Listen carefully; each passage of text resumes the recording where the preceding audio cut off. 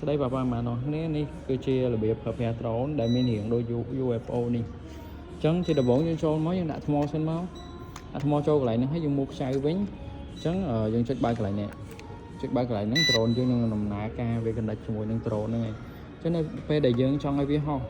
យើងចង់វាហោះយើងចុចវាមួយចេះមកវានឹងឆេះវាឆេះហើយយើងចុចឡើងមួយទៀតវានឹងហោះឡើងទៅលើអានេះឡើងលើអានេះចុះក្រោមអានេះឆ្វេងមកខាងនេះឆ្វេងមកខាងនេះស្ដាំទៅមុខទៅក្រោយហើយសម្រាប់បេតុងនៅលើនេះប៉ាប៉ាម៉ាអាចប្រើក៏បានដែរអានេះ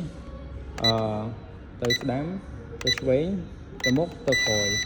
ហ្នឹងហើយសម្រាប់បេតុងនៅកន្លែងនេះតាក់ទងមួយ speed អញ្ចឹងយើងចុចមួយអញ្ចឹងទៅវាលឺទឺត2ដងមានន័យថា speed វាគុណ2ចុចមួយទៀតលឺ3ដងមានន័យថា speed វាគុណនឹង3ហើយអញ្ចឹងយើងចង់លឿនចង់យឺតយើងតាមនឹងមកហើយសម្រាប់បេតុងផ្សេងទៀតប៉ាម៉ាអាចមើលតាមហ្នឹងទៅរបៀបប្រើប្រាស់របស់វាគឺមានតែប៉ុណ្្នឹងទេ